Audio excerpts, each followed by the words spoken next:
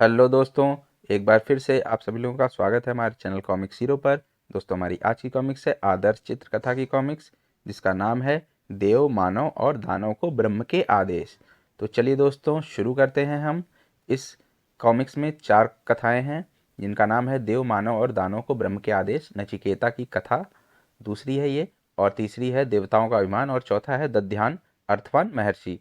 तो चलिए दोस्तों, ये 4 कहानियां हम पढ़ेंगे इसके अंदर, जिसमें से कि 2 कहानी पार्ट फर्स्ट में होंगे और 2 कहानियां हम पार्ट सेकंड में बताएंगे।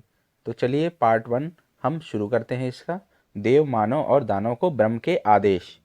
ब्रह्म की संतानों के यह 3 वर्ग, देव मानव और दानव, संपूर्ण सृष्टि पर नियंत्रण करने दृष्टि से सदैव अपनी सीमाओं पर विजय पाने के लिए लालायित रहते हैं। देवताओं की जय हो, सेनाओं बढ़ो, हमें इतनी सरलतापूर्वक शत्रुओं से हार नहीं मान लेनी चाहिए। जब देवताओं और दानवों में युद्ध हो रहा था तो मानवों पर भी इसका प्रभाव पड़ा और प्रत्येक मनुष्य अपने पूर्व जन्मों के कर्मों का फल भोग रहा था। जब कभी दानवों पर देवताओं की विजय होती थी, बाण सीधा शत्रुओं को लगे, तो मानव जाति को सुंदर गुणों, उज्जवल स्वास्थ्य, संतोष और दीर्घायु का वरदान मिलता था। लेकिन जब देवतागण दानवों के अधीन हो जाते थे, तो मनुष्यों में आसुरी गुण उत्पन्न होकर उन्हें दुख, रोग, विनाश तथा अकाल मृत्यु की ओर ले जाते थे। हमें अपनी दशा सुधारने के लिए अवश्य कोई उपाय ढूंढना चाहिए, लेकिन हमारे लिए यह कैसे संभव है? और मानव जाति दुविधा में पड़ गई। फिर भी प्रत्येक मनुष्य को निज इच्छानुसार कम कर्म करने की स्वतंत्रता थी। अविद्या के कारण मनुष्यों को अपने जीवन उद्देश्य की पूर्ति के विभिन्न साधन दिखाई दिए।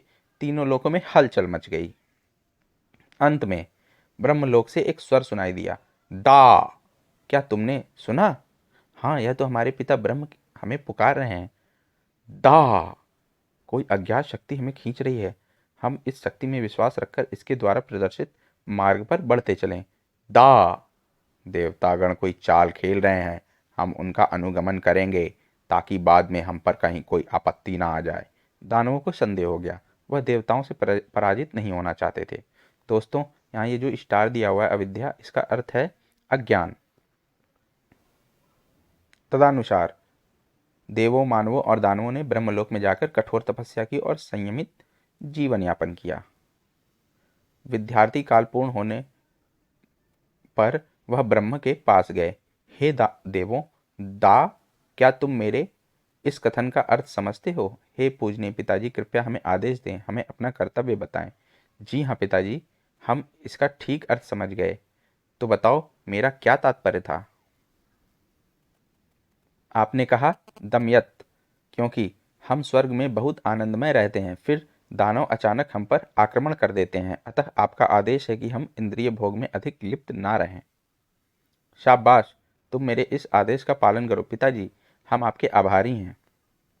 देव जब देवताओं ने ब्रह्म से विदा ली तो मानव आगे बढ़े।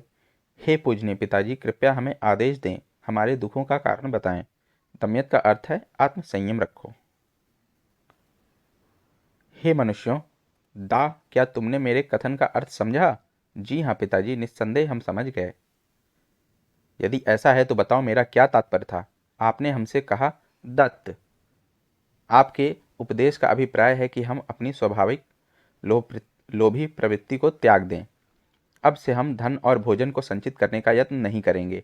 जो कुछ हमारा नहीं है उसे हम दान में देंगे। हे मनुष्यों, तुमने ठीक समझा, अतः तुम इस आदेश का पालन करो। दत्त का अर्थ है दान देना। और सावधान रहो कि जीवन में उच्च पदवी प्राप्त होने पर अभिमान से मत फूलो। पिताजी, हम आपके आज्ञाकारी बच्चे हैं, हम आपके आदेश पालन का पूर्ण प्रयास करेंगे। मनुष्यों ने ब्रह्म से आदेश ग्रहण करने के बाद कृतज्ञता व्यक्त की और चले गए। दानव अधीरता पूर्वक प्रतीक्षा कर रहे थे। हे दानवों, क्या तुम मेरा आदेश चाहते हो? जी हाँ आदरणीय पिताजी, कृपया हमें भी आदेश दीजिए। हे असुरों, दा, क्या तुम इसका अर्थ जानते हो? आपने हमें बतलाया था दयाध्वम, लेकिन आगे कुछ कहने की आवश्यकता नहीं है। तुम मेरा तात्पर्य समझ गए हो। दयाध्वम का अर्थ है दयालु बनो। फिर भी मैं एक बार पुनः दोहराऊंगा, तुम बहुत क्रूर हो। तुम सदा दूसरों का अपमान करते हो और उन्हें पीड़ा व क्षति पहुंचाते हो। इसलिए दूसरों का भक्षण और विनाश करके सब कुछ नष्ट मत करो। पिताजी, आप हमारे हित में ही कह रहे हैं। हमारा आभार स्वीकार कीजिए तथा शीघ्र ही हमें विदा दीजिए। दानव बड़े कठोर हृदय होते हैं। वह ब्रह्म के आदेश पालन की अपेक्षा देवताओं से युद्ध करना चाहते थे, अतः वह तुरंत ही वहां से चल दिए। ब्रह्म ने अपनी संतान को जो आदेश दिया उसी को आकाशवाणी ने मेघों की गड़गड़ाहट द्वारा दोहराया। धा धा धा शब्द हमें आत्मसंयमित होने का, दानशील और दयालु होने का आदेश देता है। जो कोई भी ब्रह्म के इन आदेशों का पालन करता है वह उच्च स्थान प्राप्त करता है, जबकि इस सत्य के प्रति अज्ञानी जन सांसारिक विषयों में अनुरक्त रहते हैं। तो दोस्तों, ये कॉमिक्स हमारी यहीं पे समाप्त होती है और हमारी अगली कथा है नचिकेता की कथा। तो चलिए शुरू करते हैं। नचिकेता गौतम ऋषि का पुत्र था। स्वर्गिक फल प्राप्ति की इच्छा से गौतम ने सर्वदेश यज्ञ का अनुष्ठान किया। इस यज्ञ में उन्हें अपनी सभी धन संपत्ति का दान देना आवश्यक था। बेटा नचिकेता, आज मैंने इस यज्ञ में अनेक गाय ब्राह्मणों और पंडितों को दान में दे दी हैं। पिताजी, यह सुनकर मुझे बहुत खुशी हुई। नचिकेता दौड़कर गौशाला में गया। वह जानना चाहता था कि कौन सी गायें उसके पिता ने दान में दी थीं। हाय, पिताजी ने जो गाय दान में दी हैं वह तो बांझ और बूढ़ी हैं। मैं अभी जाकर उनसे बात करता हूँ। जब नचिकेता अपने पिता के पास लौटा, पिताजी, क्या इस यज्ञ में आपने अपना सब कुछ दान में देने का निश्चय किया है? हाँ मेरे बेटे, लेकिन तुम इतने उदास क्यों दिखाई दे रहे हो? नचिकेता ने अपना दिल खोलकर कहा।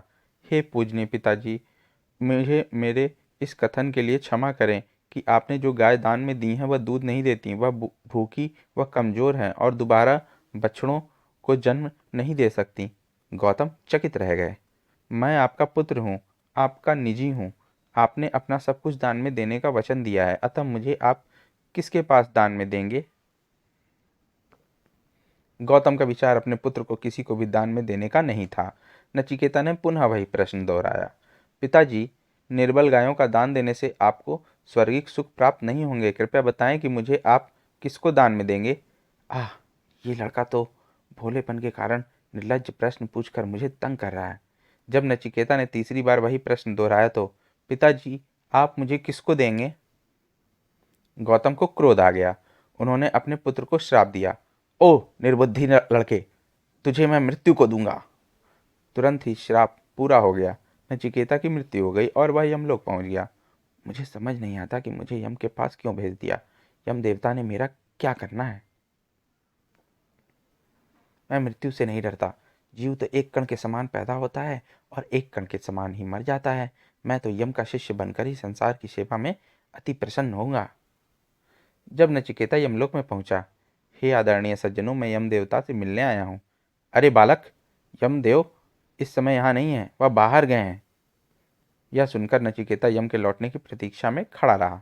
जब 3 दिन के बाद यम लौटे, हे स्वामी, ब्राह्मण अतिथि तो अग्नि के समान आता है। आपकी अनुपस्थिति में नचिकेता ने 3 दिन से कुछ खाया पिया नहीं है,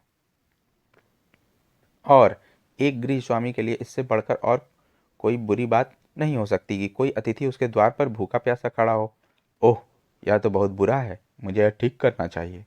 यम अपने महल से बाहर निकले। जब उन्होंने नचिकेता को देखा, हे महात्मा, तुम यहाँ 3 दिन और 3 रातों से खड़े हो। तुमने 3 दिन में क्या खाया पिया? हे यम, पहले दिन मैंने आपकी संतान को खाया, दूसरे दिन आपके पशु व धन संपत्ति खाई और तीसरे दिन आपके सभी सुकर्मों को खाया। यम तत्काल ही महल के भीतर जाकर गंगा जल लाए और अतिथि के चरण धोकर उसे आसन प्रदान किया। हे पूजनीय नचिकेता, मेरी अनुपस्थिति के लिए कृपया मुझे क्षमा करें। मैं अपने प्रायश्चित के कारण तुमको 3 वरदान देता हूँ, हम दोनों का भला हो। हे यम, मैं पहला वरदान यह मांगता हूँ कि मेरे पिता गौतम शांत हो जाएं। जब मैं उनके पास वापस जाऊं तो वह मेरे प्रति क्रोध और घृणा से मुक्त हो जाएं। ठीक है, मैं आपको यह वरदान देता हूँ।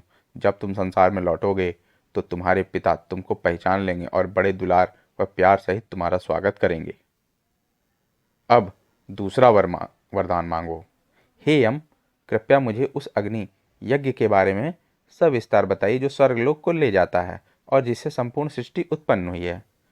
यम ने नचिकेता को सार्वलौकिक अग्नि का रहस्य बताया। हे नचिकेता, जो यज्ञ तुमने मुझसे सीखा है यह हृदय की गहराइयों में छिपा है। अब से यह यज्ञ तुम्हारे नाम से ही प्रसिद्ध होगा। मैं तुमसे बहुत प्रसन्न हूँ और इसलिए एक अतिरिक्त वरदान के रूप में यह रंग बिरंगी माला तुमको उपहार में दे रहा हूँ। इसके द्वारा तुम विगत काल का तथा गूढ़ प्राकृतिक शक्तियों का ज्ञान होगा। संपूर्ण सृष्टि आध्यात्मिक गुरुद्वारा दीक्षा पद्धति। हे नचिकेता, एक और वरदान शेष रह गया है। तुम वह तीसरा वरदान भी मांग लो। हे महाराज, मनुष्यों में एक शंका है। जब किसी व्यक्ति की मृत्यु होती है तो कुछ लोग कहते हैं कि वह जीवित है, जबकि अन्य लोगों का विचार भिन्न होता है। मैं ये जानना चाहता हूँ कि मोक्ष के बाद मनुष्य का क्या होता है। प्यारे बच्चे, ये प्रश्न पूछकर मुझे जटिल स्थिति में मत डालो। कुछ और वरदान मांग लो, मैं देने को तैयार हूँ। हे महाराज, इसमें क्या कठिनाई है। बालक, यदि सारे देवता इकट्ठे हो जाएं तो भी वह तुम्हारे इस प्रश्न का उत्तर नहीं दे सकते। हे राजन, इसके समान अन्य कोई वरदान नहीं है और ना ही मुझे आपके जैसा कोई गुरु मिल सकता है जो मेरी इस शंका का निवारण कर सके। यम ने इतनी सरलतापूर्वक नचिकेता के प्रश्न का उत्तर नहीं दिया। उन्होंने उसकी और परीक्षा ली। मैं तुम्हें संपूर्ण विश्व का राज्य देने को तैयार हूँ। तुम मुझसे धन, संपत्ति, दीर्घायु, पुत्र, पौत्र आदि मांग लो। जो सुख मनुष्यों को स्वप्न में भी नहीं मिल सकते वह मेरी कृपा से तुम्हारे लिए उपलब्ध है। जो दोस्तों ये स्टार दिया हुआ है यहाँ पर, मोक्ष, इसका अर्थ है मतलब शरीर, चित्त और इंद्रियों से परम मुक्ति। हे महाराज, आप मुझे संपूर्ण लोक का राजा बनाना चाहते हैं, लेकिन जब संसार समाप्त हो जाएगा तो मेरा क्या बनेगा। आप जो चीज़ें मुझे भेंट कर रहे हैं उनका आदि व अंत होता है, वह नश्वर है। वह केवल मात्र इंद्रियों की शक्ति को समाप्त कर देती हैं और मनुष्य को दुर्बल बना देती हैं।